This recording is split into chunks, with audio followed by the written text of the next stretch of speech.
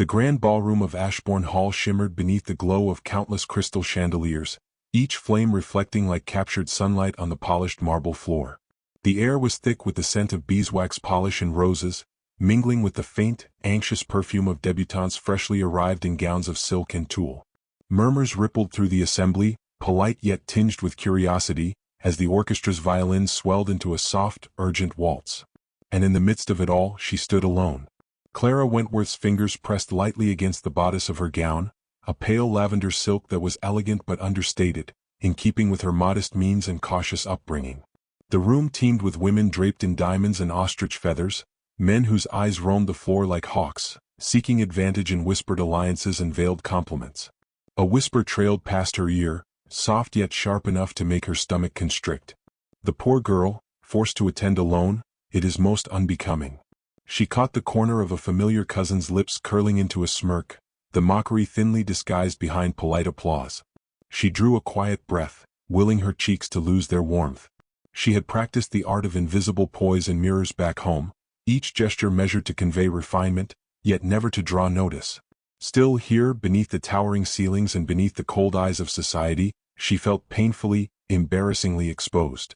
Her small hand clutched the delicate lace of her fan, twisting it in a manner that was more habit than grace, a subtle tremor betraying her inner turmoil.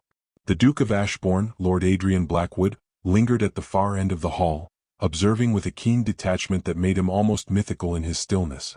His posture was rigid, his dark coat tailored to perfection, each movement deliberate and economical, yet somehow magnetic.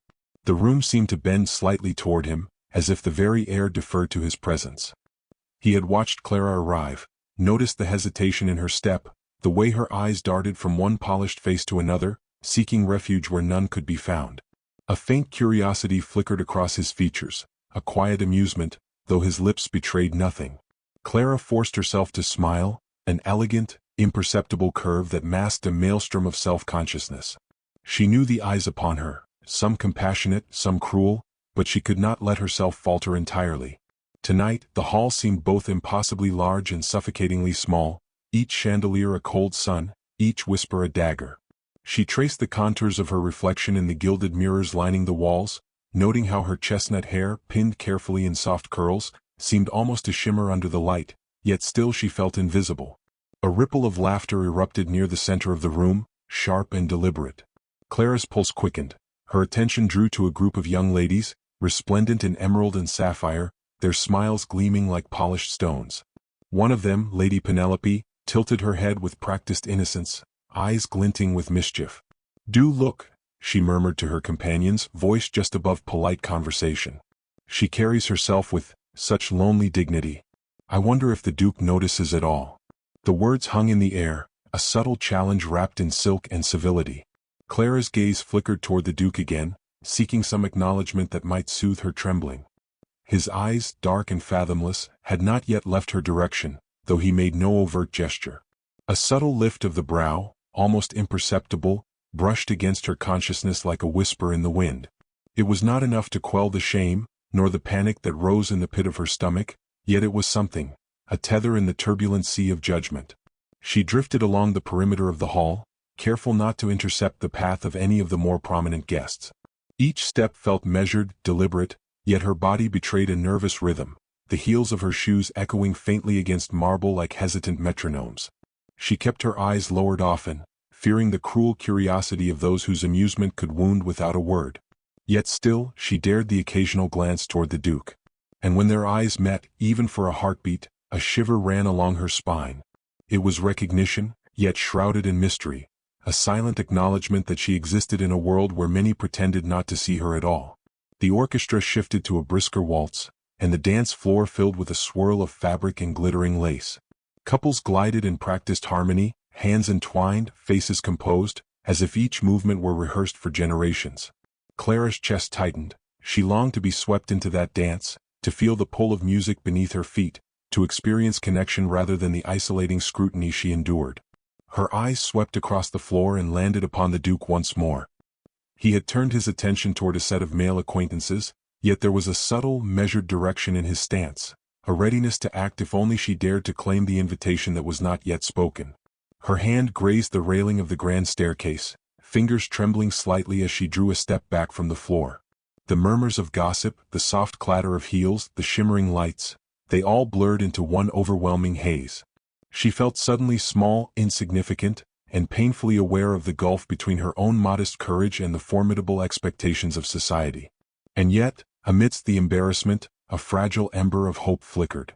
Perhaps the Duke's attention, even if so restrained, was a sign, a hint that she might be seen, not just observed, as a curiosity to be whispered about. It was then, as if summoned by the collision of desire and fear, that a hand brushed lightly against hers. Not a collision of intention, but a fleeting, accidental contact with a guest passing too close, a spark that drew her gaze upward as if the universe conspired to demand her notice.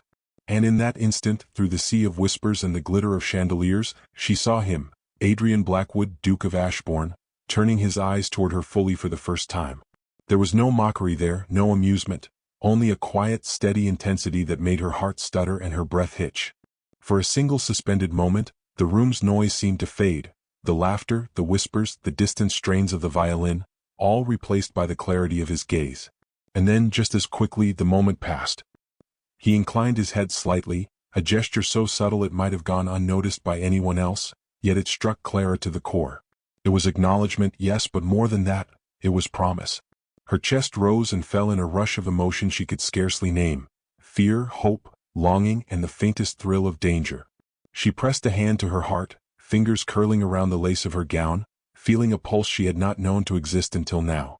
And as the Duke returned his attention to the crowd, leaving her suspended between shame and sudden exhilaration, Clara knew with a quiet, desperate certainty that her life, her lonely, unnoticed life, was about to change. The orchestra swelled once more, a crescendo that mirrored the tumult in her chest. She allowed her gaze to drift to the far end of the ballroom, where the doors glimmered with reflected light, and she understood, with a shiver that ran from her fingertips to her soul, that the evening had only just begun, and that her story, her real story, was waiting somewhere in the shadows, just beyond the gaze of the Duke. The following evening, the air of Ashbourne Hall was thick with expectation, a different kind than the previous night. Candles flickered in wrought iron sconces along the corridors, their flames casting a warm glow that softened the severity of the portraits lining the walls. Clara moved with deliberate calm, her lavender gown replaced by a pale gold ensemble, accented with pearls that shimmered like morning dew. The fabric clung to her figure just enough to suggest elegance without ostentation, a balance she had mastered after long hours of quiet contemplation in her modest chamber. Tonight, she would attend not merely as an observer of society but as a participant in its intricate dance, a dangerous role for one so newly exposed to its scrutiny. A small note rested upon the dressing table, folded with careful precision, bearing the Duke's unmistakable seal. Her heart stuttered as her fingers broke the wax, revealing the delicate script inside: "Meet me in the West Wing garden after the first dance." A word, no more. The simplicity of it, a mere invitation, stirred something in her chest, a warmth that mingled with the apprehension she could not entirely suppress. She folded the note with trembling care, tucking it beneath her fan as though its presence alone might steady her nerves. The ballroom was already alive with movement when she arrived. Couples glided across the floor, their movements polished by countless rehearsals and social instruction. The scent of roses and beeswax mingled with the soft musk of human perfume, a heady mix that made her senses acutely aware of each whisper and rustle of silk. Lady Penelope lingered near the edge of the floor, her eyes alight with veiled amusement. "She dares to smile," she murmured to a companion, "as if she were not on display for our judgment." Clara felt the sting, but she reminded herself that dignity was her only weapon, and she carried it as one might carry a fragile flame against a gusting wind. Then, as if summoned by both fate and curiosity, Adrian Blackwood appeared at the head of the staircase, his dark coat impeccable, his presence commanding yet controlled. His gaze swept the room, landing on Clara with an intensity that made her pulse quicken. She met his eyes for a heartbeat too long, and in that instant she felt both exposed and understood, a contradiction that left her breathless. There was a subtle acknowledgement in the tilt of his head, a silent promise that he would not let her remain invisible. Moments later, a small ripple of scandal began to form, not of her making but unavoidable in such a room. A misplaced word, a mischievous whisper, and suddenly rumors flitted like sparrows through the crowd. Clara Wentworth, the girl forced to attend alone, had allegedly caught the Duke's private attention. Some voices suggested impropriety where there was none, others implied boldness on her part. She felt the familiar sting of shame, yet beneath it, a spark of defiance. She would not let gossip define her. Not tonight, not ever. It was then that Adrian moved closer, navigating the crowd with effortless grace. He extended his gloved hand in a subtle, deliberate gesture. Not quite an invitation, not yet, but enough to suggest that he had noticed her discomfort and intended to act. Clara's fingers brushed against his for a moment, an accidental touch that sent a shiver through her. The hall seemed to fall away, leaving only the sensation of his strength and the quiet steadiness of his gaze. The world returned with a jolt, the chatter, the music, but the memory of that contact lingered, a private warmth amidst public scrutiny. A few minutes later she discovered a small token upon her chair, a single violet, its petals fresh and fragrant, wrapped in a ribbon of deep indigo. She recognized the Duke's hand in its precise placement, the elegance of its simplicity. The flower was a declaration in miniature, acknowledgement, admiration, and a hint of challenge. Her fingers lingered over it, and a smile, quiet, private, curved her lips. She felt a fleeting connection, as though someone in this vast, judging world had seen her for what she truly was.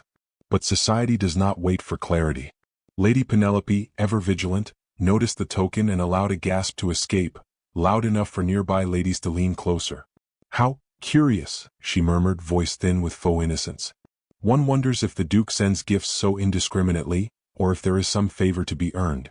Clara's stomach clenched, a mixture of irritation and fear rising. To have even a single gesture twisted into scandal was the predictable cruelty of the world she now inhabited.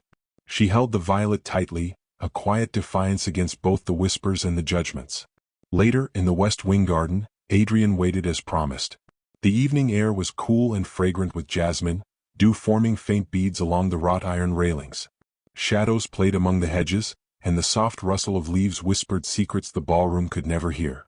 He stepped forward, his eyes alight with restrained amusement. "You carry yourself well," he said quietly, his voice low enough to be private, yet deliberate in its intensity. "Better than I expected. Perhaps better than the world deserves to see." Clara's pulse quickened, the compliment landing like a gentle hand upon her heart.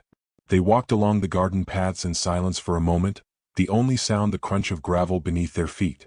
Clara's thoughts swirled, fear of scandal, anticipation of connection, and a burgeoning hope she scarcely allowed herself to acknowledge. Adrian broke the quiet, producing another small token, a handkerchief, delicately embroidered with her initials. "For occasions when one must endure the world alone," he said, handing it to her with the lightest touch. The gesture was both protective and intimate, a private declaration amidst public scrutiny. Clara held it close, feeling a thrill that was equal parts fear and delight. Here, in the privacy of moonlit hedges, the world's judgment could not touch her. Here the Duke's attention was a shield, a promise, and a challenge all at once. And yet, even as her chest swelled with gratitude and something deeper, something dangerously like hope, she knew the rumors would spread, the whispers would intensify, and the society that had already deemed her vulnerable would not easily relent. Their walk ended at the fountain, the water glimmering in the moonlight, casting fractured reflections across their faces. Adrian's gaze held hers, unwavering, and for the first time, Clara felt a stir of audacity. Perhaps she could navigate this world with courage, perhaps she could claim the acknowledgement she had longed for, even amid the cruel twists of gossip and expectation. As they parted, a soft wind carried a hint of jasmine and something unspoken between them. Clara's heart remained alight, trembling with anticipation as she returned to the ballroom through the shadows. The whispers of scandal had only just begun, and yet, for the first time, she felt as though she had a secret weapon, one that shimmered in the form of a hand, a flower, a glance. Somewhere in the depths of Ashbourne Hall, the Duke had chosen to see her, and that choice, small though it seemed, carried the promise of revolution against every injustice that had ever confined her. She paused at the threshold of the ballroom once more, eyes scanning the glittering crowd, and there, across the swirl of dancers and whispers, she caught his glance again. It was not fleeting, not dismissive. It was deliberate, a tether to a world she had never dared to imagine. And in that glance, full of possibility and danger alike, Clara realized that nothing, no whisper, no scandal, no lonely evening, would ever be the same again. The drawing room of Ashbourne Hall was dimly lit, the fire in the hearth crackling softly and casting flickering shadows that danced across the high ceilings. Heavy velvet drapes, pulled tight against the evening chill, muffled the distant laughter and music of the ballroom, isolating Clara and the Duke in a world apart from the judgment of society. The scent of burning oak and polished wood mingled with the faint trace of lavender from Clara's gown, creating a warmth that seemed almost tactile against the cool tension in her chest. She stood near the mantel, hands folded with careful composure, yet her heart betrayed her, racing with an anticipation she could scarcely name. Adrian Blackwood approached with his usual measured grace, coat impeccably tailored, boots silent upon the thick carpet. His eyes, dark and penetrating, held a softness rarely glimpsed in public, a vulnerability that hinted at the weight of responsibility and expectation he bore as Duke. For a moment, the two of them simply regarded one another, the room silent except for the subtle crackle of the fire. The distance between them was charged, heavy with unspoken words and tentative possibility. "Miss Wentworth," he began, voice low and deliberate, "you carry yourself with a courage that defies the world's assessment of you." His words were simple, yet each syllable struck with the weight of sincerity. Clara felt a flush rise to her cheeks, equal parts pride and fear. The compliment, though gentle, felt revolutionary, an acknowledgment that she existed as more than a subject of gossip, more than a lonely figure wandering the edges of society's scrutiny. I do what I must," she said softly, her voice betraying the faint tremor of emotion she strove to conceal. "It is not courage, merely necessity." She dared not let him see how fragile she felt beneath the polished exterior, the way each whispered word and sideways glance gnawed at her self-assurance. Yet there was something in Adrian's gaze that invited honesty, that offered a sanctuary in which truth could exist unjudged. He stepped closer, the faintest rustle of fabric marking his movement. "Necessity can be admirable," he said. "But bravery, even in the smallest form, deserves recognition." There was a pause, pregnant with meaning, before he continued, softer now, almost confessional. "I have observed you, Clara. I have seen the way you endure the scrutiny, the way you refuse to bow completely to the whims of the world. It is remarkable." His words, unhurried and deliberate, settled over her like a warm cloak, yet carried an electric charge that set her nerves alight. Clara lowered her gaze, uncertain how to respond. No one had ever spoken to her with such direct regard, such acknowledgment of the person rather than the rumor. Her fingers fidgeted with the folds of her gown, her mind a turbulent mix of fear and longing. "And yet," she whispered, "even courage does not shield one from consequence." The words were more than caution. They were a confession of the delicate terror that accompanied every glance, every gesture in the scrutinizing presence of others.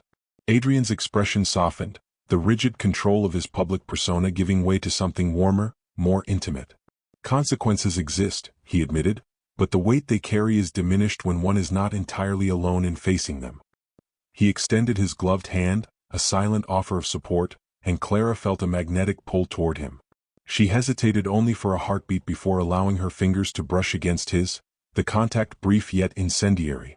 The firelight caught their hands, highlighting the delicate curve of her wrist against the strong line of his palm. For a moment the room seemed suspended, the shadows and flickering flames weaving a private tapestry around them. Words became unnecessary. The silence was filled with a resonance neither could fully name, a recognition of shared vulnerability and the promise of understanding. Clara felt the tight coil of anxiety loosen, replaced by something far more perilous, hope. And yet hope was fragile, as easily shattered as the crystal in the ballroom, and she could not ignore the persistent ache of societal expectation pressing at the edges of this private moment. Adrian leaned slightly closer, his voice dropping to a murmur meant only for her ears. "There are dangers, Clara, in letting oneself be seen. But there is also life, and perhaps even happiness if one dares." His gaze held hers with an intensity that made her pulse erratic. She understood the stakes, not just the whispers of scandal that might follow, but the profound vulnerability in allowing herself to trust another, to hope for connection where none had existed. She drew a shaky breath, her chest rising and falling with the effort of controlling the swell of emotion within her. "I have longed for something beyond this relentless scrutiny," she confessed, voice barely audible above the whispering fire. "To be seen as I am, not as the world demands." And yet the fear, her words faltered, the weight of them tangible in the air between them. The fear of misstep, of disgrace, it is always present. Adrian's expression softened further, a fleeting vulnerability that made the iron of his public composure seem almost human. "Then allow me to be your witness," he said quietly, "and perhaps your ally. Not merely in the eyes of society but in all the moments that matter, the private ones, the ones the world cannot touch." There was a sincerity in his tone that left her reeling, an unspoken promise that the very essence of her being could be acknowledged without the harsh glare of judgment.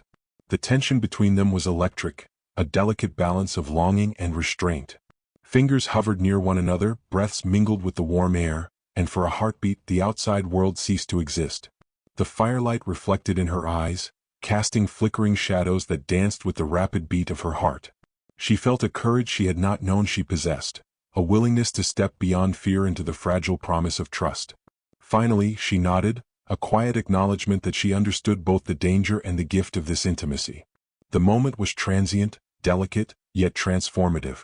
Adrian's lips curved in a subtle, approving smile, one that spoke of recognition, respect, and the faintest hint of desire restrained by decorum. As the fire dwindled and the shadows lengthened, Clara realized the gravity of what had transpired. She had shared her truth, allowed herself to be seen, and in return had received acknowledgement, protection, and perhaps even affection. The world outside the drawing room remained as judgmental and cruel as ever, but here, within these walls, with the Duke beside her, she had tasted something rare, the possibility of being understood without compromise. Yet even as hope bloomed, a shadow lingered. The ballroom's whispers would not cease, the rumors would spread, and society's gaze would fall upon her once more with renewed scrutiny. She clutched the handkerchief he had given her earlier, a tangible reminder of his support, and felt the delicate thread of courage woven into its fibers. Tonight, she had stepped closer to the life she longed for, but the path ahead remained perilous, the stakes higher than she dared to imagine. A sudden sharp knock at the outer door drew both their attention. The sound, mundane yet jarring, shattered the fragile intimacy like a stone thrown into still water. Adrian's hand lingered near hers, a silent offer of protection, while Clara's pulse quickened with sudden apprehension. Whoever stood beyond that door would bring with them the consequences of the world outside, the relentless scrutiny, the gossip, the danger she had momentarily escaped. She drew in a slow, trembling breath, steeling herself against the unknown, and realized that tonight, this night of confession, of trust, of fragile intimacy, was only the beginning. The world awaited, and with it, the challenge of surviving its judgment while preserving the delicate flame of connection she had so precariously nurtured. The grand ballroom of Ashbourne Hall glittered like a constellation brought to earth, each crystal chandelier throwing fractured light across the polished marble, gilded moldings, and the swirl of silk and taffeta. Tonight was no ordinary gathering. Word had spread that the Duke of Ashbourne would be present, and with him, whispers of scandal and admiration alike followed his every step. Clara stood at the threshold, her chestnut curls pinned with care, a gown of deep sapphire accentuating the gentle curve of her shoulders and the elegant line of her waist. Her fingers brushed against the embroidered handkerchief Adrian had given her, a tangible tether to the promise and intimacy of the previous evening. The air hummed with polite chatter, punctuated by occasional laughter that carried both amusement and judgment. Clara's pulse quickened as she scanned the room, noting the eyes that lingered on her, the curious, the envious, the intrigued. Lady Penelope lingered near the edge of the dance floor, a knowing smirk tugging at the corner of her lips. "One must admire the girl's boldness," she whispered to a companion, voice just above polite conversation. "To appear so confident despite all else." Clara forced a small, controlled smile, aware that the world would judge her courage not as bravery but as audacity. Then, as if the world itself had shifted to accommodate his will, Adrian Blackwood appeared at the head of the grand staircase. His dark coat gleamed under the chandelier's glow, his posture perfect, every movement deliberate. He scanned the room with a controlled intensity, and when his gaze met Clara's, it was neither fleeting nor casual. It was a tether, a signal that this night, everything might change. He descended the staircase slowly, each step measured, commanding attention without demanding it. The crowd seemed to part instinctively, though no one spoke aloud. Adrian reached the ballroom floor and extended his hand toward Clara, his expression a mask of composure hiding the undercurrent of intensity beneath. Her fingers trembled as they brushed against his, the contact electric yet restrained. The orchestra swelled into a waltz, the notes curling around the golden pillars and gilded mirrors, wrapping the two of them in a cocoon of sound and light. Clara's breath caught as he drew her into the center of the floor, their bodies moving in perfect, deliberate harmony. The sensation was dizzying, as if the world had contracted to the span of their embrace, leaving only the weight of their shared glance, the brush of fingertips, and the silent acknowledgement of desire. For a moment, nothing else existed. Society's expectations, the whispers of gossip, the scornful glances of rivals, all melted into insignificance. Clara felt the swell of emotion she had long denied herself, the fragile thrill of being seen, acknowledged, even celebrated. And yet, even in the midst of this private triumph, she knew the stakes were high. Every eye upon them, every whispered assessment, carried consequences she could not ignore. To falter now would be to undo the fragile thread of dignity she had woven around herself. Adrian spoke, his voice low but deliberate, carrying over the music in a way that left no room for misunderstanding. "Clara," he said, "you have endured the scrutiny of this world with a grace few possess. Tonight I choose to see you not as a subject of whispers, but as the woman you are, worthy of admiration, respect, and—" He paused, letting the words hang, the unspoken weight of them brushing against the edges of scandal. "Of my hand if you will accept it." A hush fell over the ballroom, subtle yet undeniable, as though the very air had stiffened with shock. Clara's heart thundered against her ribs, and for a heartbeat the world seemed to tilt. Eyes widened, lips parted in silent astonishment, and even Lady Penelope's smirk faltered. Some whispered, others gasped, and a few daring souls clapped politely, unsure whether the declaration was boldness or folly. Clara felt the sharp sting of judgment mix with the warmth of triumph, a collision that left her both exhilarated and fearful. She lifted her gaze, meeting Adrian's fully, and saw in it a depth of sincerity that dispelled doubt. The public gesture, audacious as it was, carried none of arrogance or cruelty. It was protective, honoring, and, most dangerously, entirely his own. With deliberate composure, Clara extended her hand, allowing herself to be guided into the waltz with him. Every step, every turn, was a silent assertion of her right to exist beyond gossip, beyond expectation, beyond the cruel confines of society's judgment.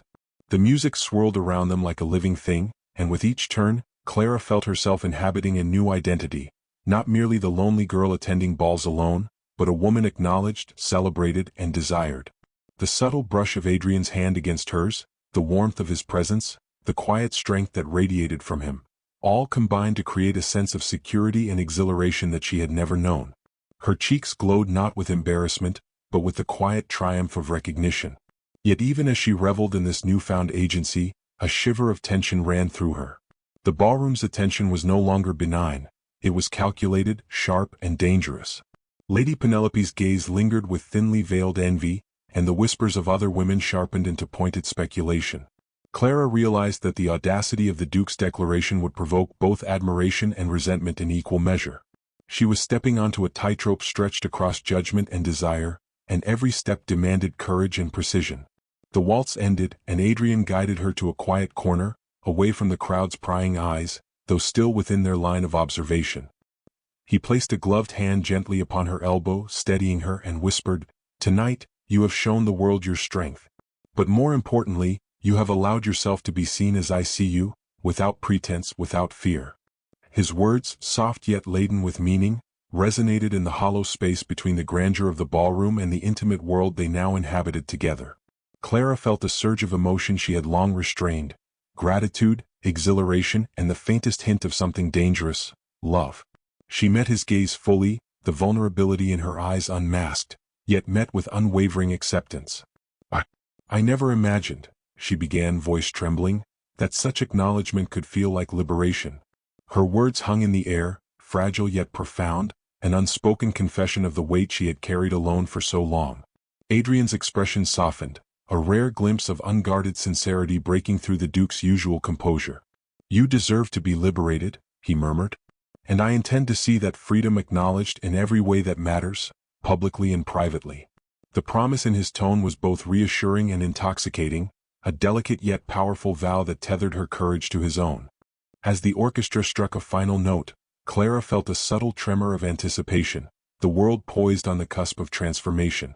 Society's gaze would not relent, whispers would continue, yet tonight marked a turning point. She had accepted the Duke's hand, both in dance and in declaration, and with that acceptance came a ripple of change she could scarcely yet comprehend. A sudden movement at the far end of the room drew her attention, a figure observing from the shadows, whose intentions were uncertain, whose presence promised complication. The Duke followed her gaze, lips pressing into a firm line, and in the unspoken communication between them, Clara understood. The triumph of the evening was only the beginning, and the trials of society's judgment were far from over. Yet for the first time she felt equipped to face them, hand in hand with the man who had chosen to see her. The morning sun streamed through the tall windows of Ashbourne Hall, casting golden shafts across the polished parquet floors.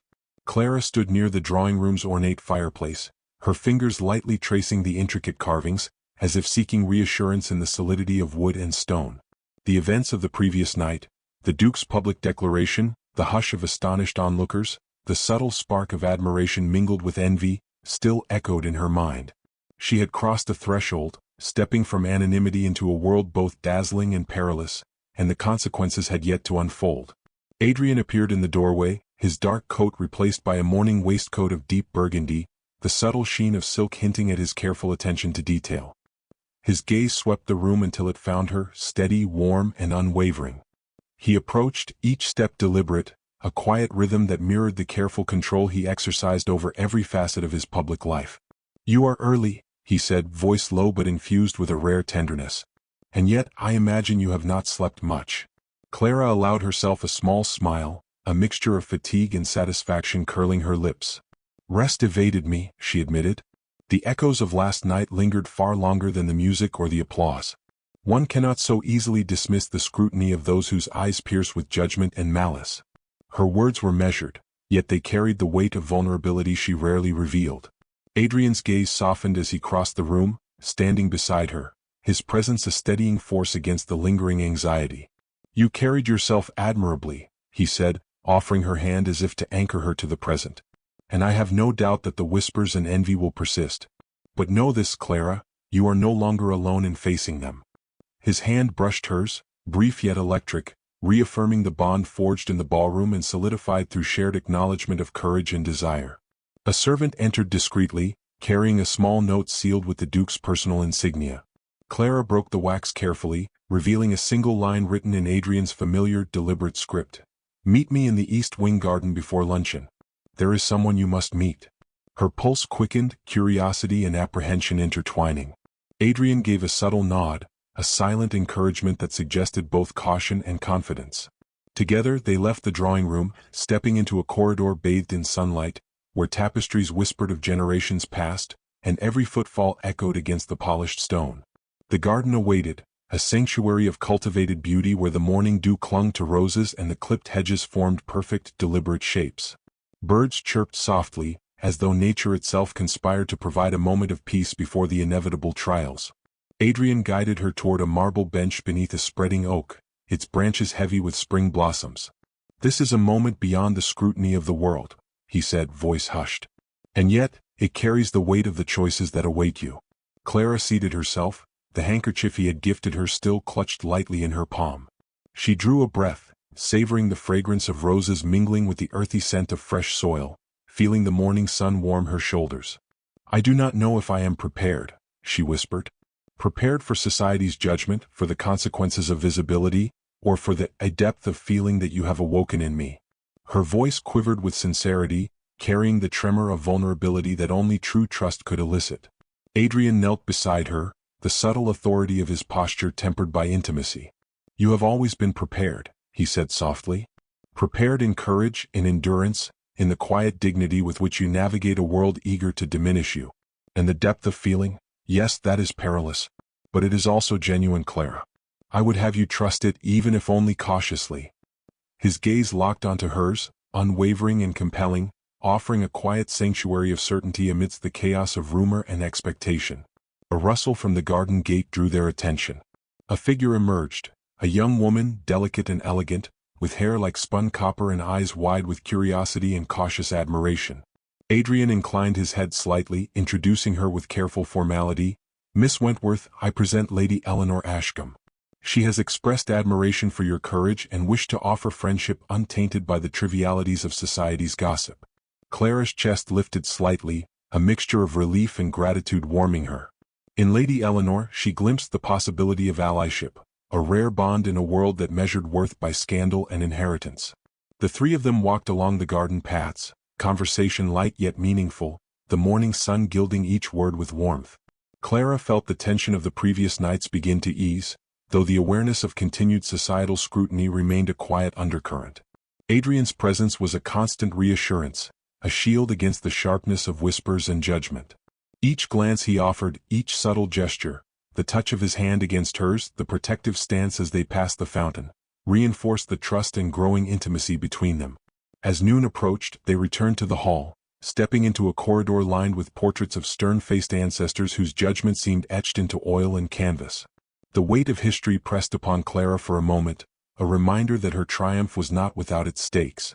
Adrian's hand rested lightly on her elbow, grounding her, a silent affirmation that the choices she had made, and the courage she had summoned, were validated.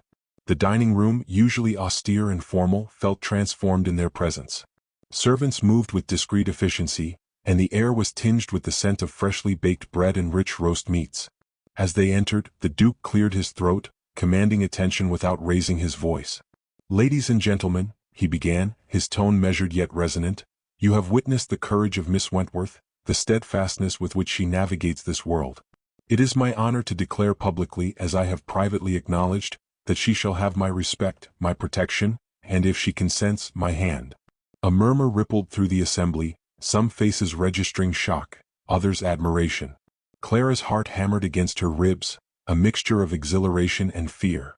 She met Adrian's gaze, seeing the same quiet intensity, the same unwavering resolve that had marked every moment of their shared journey.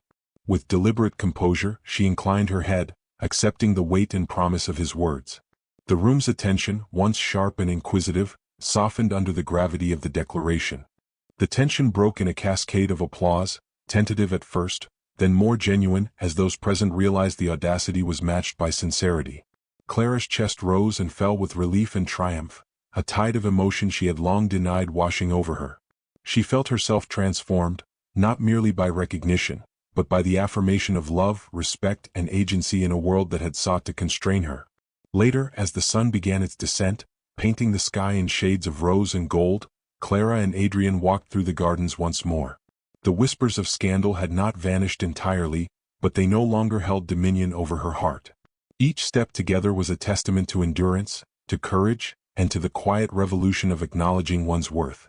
Adrian's hand found hers, fingers intertwining naturally, as if they had always belonged together.